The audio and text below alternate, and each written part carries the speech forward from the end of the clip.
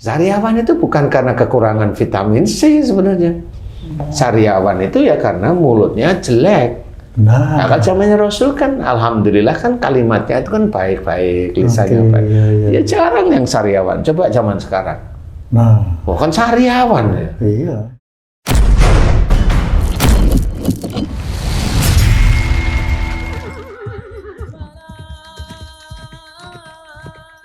Bismillahirrahmanirrahim. Assalamualaikum warahmatullahi wabarakatuh. Waalaikumsalam warahmatullahi wabarakatuh.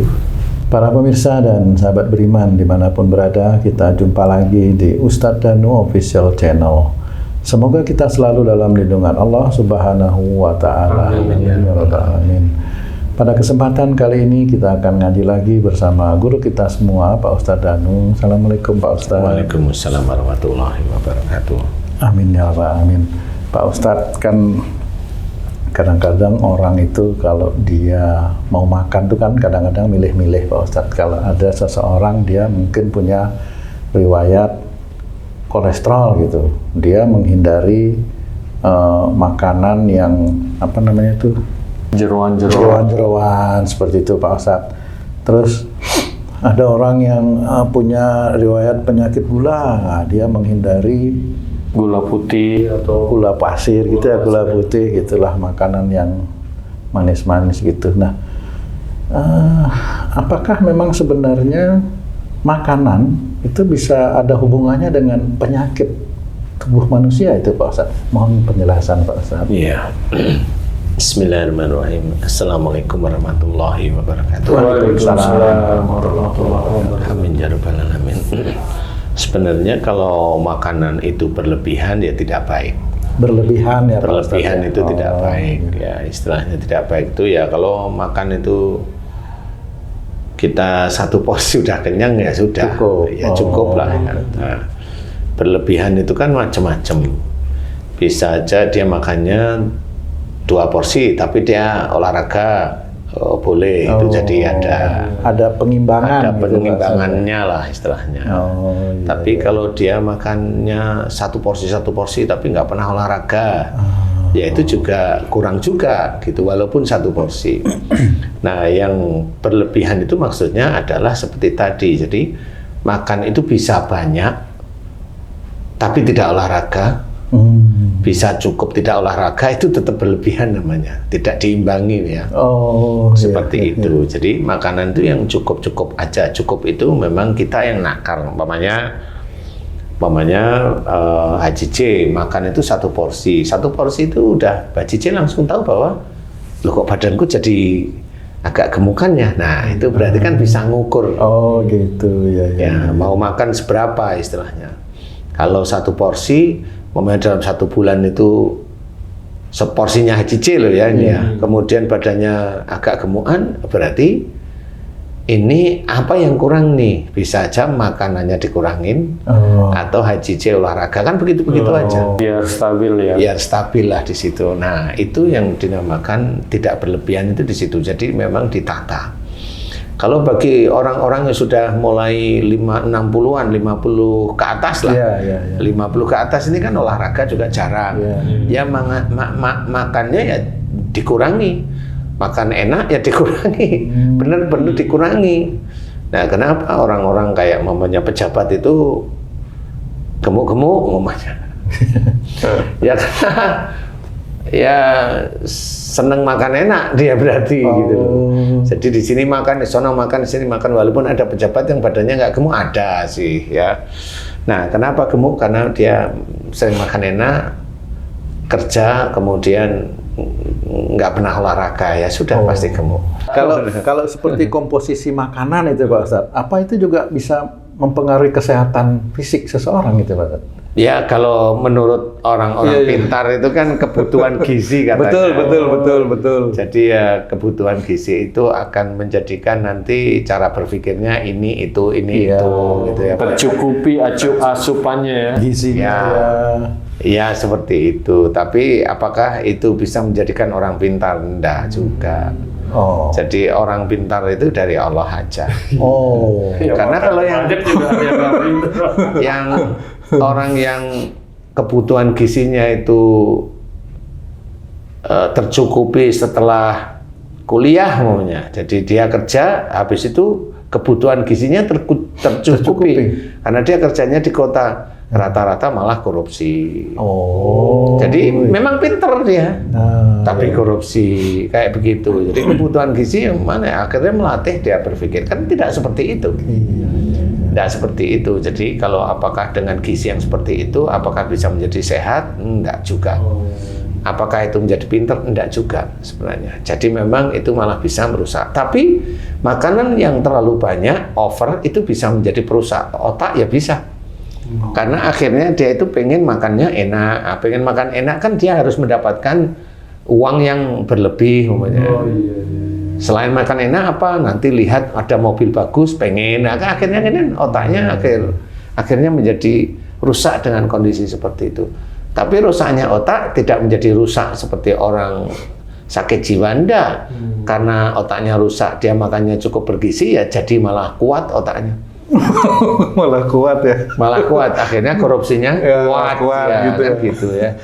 Tapi kalau secara syariat nih Pak Ustadz nih, apakah memang ada hubungannya makanan dengan gizi yang cukup mempengaruhi kesehatan fisik gitu Pak Ustadz, secara syariatnya? Kalau makanan itu yang tetap aja, zaman dahulu kan Rasulullah makan ya ada daging, ya ada sayur, walaupun kurang ya waktu itu, zaman dulu itu kan kurang ya. Jadi buah lah, diisi dengan buah. Kemudian apa namanya? Juga pada waktu kita melihat Rasulullah juga tidak ada sakit yang aneh-aneh. Tidak ada sakit yang aneh-aneh, walaupun asupannya itu masih minim, kurang gitu loh, minim istilahnya. Kalau zaman sekarang kan asupannya itu kata orang-orang pintar tuh kan harus ini, kan jadi berkendong jadinya. Bener. Iya kan sih, coba makannya satu porsi, bener. Tapi nggak pernah gerak, kan gemuk sih. Iya bener ya. Iya bener. Nah kan gemuk. Jadi ya gemuk itu bisa karena memang jarang olahraga atau nggak pernah olahraga, tapi makannya tetap aja. Pagi makan, siang makan, sore makan, malam makan. Sesuai waktu. Penjuru. Sesuai keinginan kalau itu.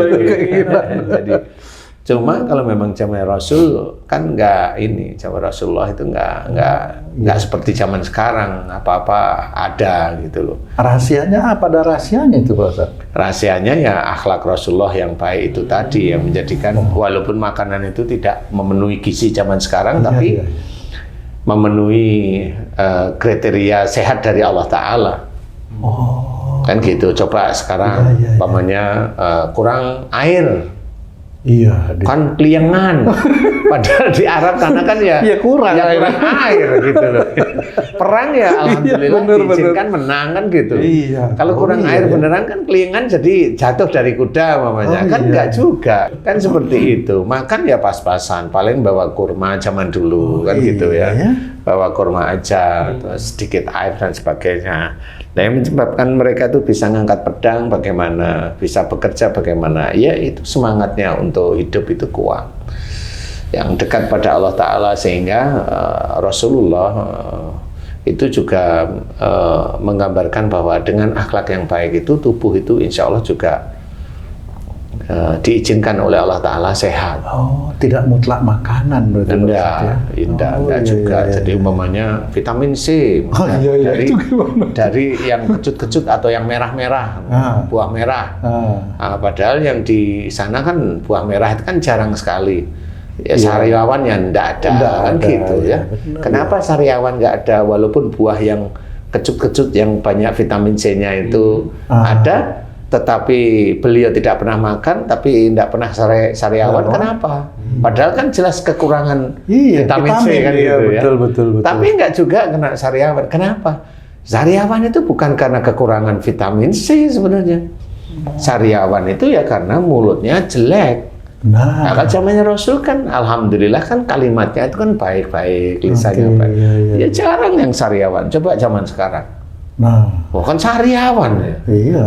Nah, di titik itulah sebenarnya Sudah jauh dari Rasul ini Pak Ustadz. akhirnya akhlak itu tidak diterapkan dalam kehidupan sehari-hari. Jadi akhlak Rasulullah itu hanya menurut banyak orang itu hanya cerita, contohlah Rasulullah, tapi hanya contoh biasa saja. Ya ada sebagian dari teman-teman itu contoh sholatnya boleh, contoh puasanya boleh. Kemudian contoh beliau Rasulullah itu dengan cara berkeluarga dengan istri. Nah, itu ya boleh. Nah, itu mulai agak sulit kalau yang itu. Iya, iya, benar-benar. Jelimet kalau sudah gitu ya. Contoh-contoh yang berhubungan dengan kepribadian, akhlak atau perilaku atau sifat atau perbuatan, nah itu mulai yang sulit diterapkan oleh saudara-saudara Islam kita. Padahal itu yang dicontohkan oleh Rasulullah, sehingga ketidakbisaan mencontoh akhlak Rasulullah dengan sempurna, ya muncullah yang namanya penyakit. Umpama dianjurkan untuk tidak suuzon, pusing. Kan gitu. Iya. Kalau suuzon terus, ya obat-obatan kan nggak mempan, karena sering suuzon setiap hari. Kan gitu. Kalau omongannya kasar, keras, nyakitin, nggak enak. Kalau dia sariawan minum vitamin C sampai gelondongannya nggak bisa sembuh. Sembuh itu Allah aja yang berikan kesembuhan agar dia belajar. Tapi dia nggak belajar, ya kumat lagi. Kan gitu. Seperti itu. Sehingga itu dianggap benar aja bahwa kekurangan vitamin C itu menyebabkan salah satunya itu sariawan. Padahal nggak juga seperti itu. Iya. Ya kan? Kalau umpamanya kolesterol, zaman dulu Rasulullah juga makan daging, tapi ya nggak pernah ada yang aneh-aneh. Badannya juga tidak gemuk-gemuk. Nggak berlebihan makanya. Berlebihan masalahnya seperti itu. Hubungannya gimana tuh ya makanan, akhlak, tubuh manusia itu? Sebenarnya makanan itu hanya penunjang aja. Ya, akhlak itulah yang menjadikan. Yang akhlak ini insya Allah sangat berhubungan dengan azab lah. Yang paling gampang itu zamannya Nabi Lot, akhlaknya apa? Tidak baik seperti itu, ya. Dia salah makan apa kan nggak salah? Nggak salah makan. Akhlaknya yang salah. Iya, kan gitu. Malah kadang-kadang gizinya itu tertib loh ya. Tertib, badannya gede-gede, bagus-bagus kan gitu biasanya ya. Ya. Nah, itu juga enggak dari makanan, HIV dari makanan, enggak juga. Dari situ gitu loh ceritanya. Ini suatu penemuan baru nih untuk Pak Ustadz ya? Ya sebenarnya bukan baru sih, sebenarnya zaman Rasulullah dianjurkan. Kan Rasul sudah memberikan contoh yang baik, jangan lakukan ini, jangan lakukan ini, lakukanlah ini, kan seperti itu. Cuman enggak banyak yang ngajarin ya. Karena memang banyak manusia itu memang kalau disinggung tentang masalah akhlak yang tidak baik itu nggak mau. Orang Islam pun nggak mau. Merasa baik jadi juga. Dia merasa nggak punya dosa masalahnya. Iya. Tapi dia merasa nggak punya dosa, istighfar kan, jadi munafik dia.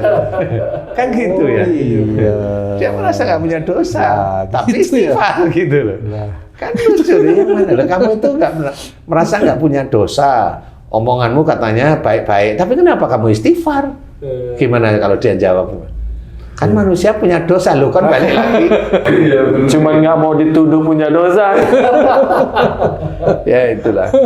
Jadi sebenarnya seorang Islam itu dia harus memahami diri kita itu sebenarnya banyak dosa. Ngomong aja salah itu juga dosa dari hadapan Allah Ta'ala. Ya, ngomong yang wujudnya kasar juga dosa. Karena ada dalam hadis Nabi ceritakan, ada sahabat Nabi itu bertanya pada Rasulullah, Rasulullah, di Madinah ini ada seorang wanita yang sholatnya dia baik, tahajudnya baik, sehari-hari dia ibadahnya baik, tetapi dia mulutnya nggak baik, kasar, pedas, tajam. Itu bagaimana besoknya, wahai Rasulullah? Dijawab Rasulullah, dia akan masuk neraka. Jadi sudah jelas akhlak yang tidak baik itu akan menjadikan masuk neraka. Itu sudah jelas. Dari lisan yang tajam, yang nggak enak, yang nyakitin, itu Rasulullah sudah menceritakan masuk neraka. Ya, kalau suudzon sama masuk neraka. Kalau marah, ya masuk neraka. Kalau gibah ya sama, akhlak yang tidak baik itu menuju ke arah sana sebenarnya. Walaupun dia sholatnya baik, tertib dan sebagainya. Kalau dia zalim ya masuk neraka sama. Iya. Jadi itulah sebenarnya akhlak mulia itu harus kita kerjakan yang dicontohkan oleh Rasulullah. Jadi kalau makanan gimana? Nah, kecuali kalau kamu sudah kena kolesterol ya jauhi makanan yang berlemak.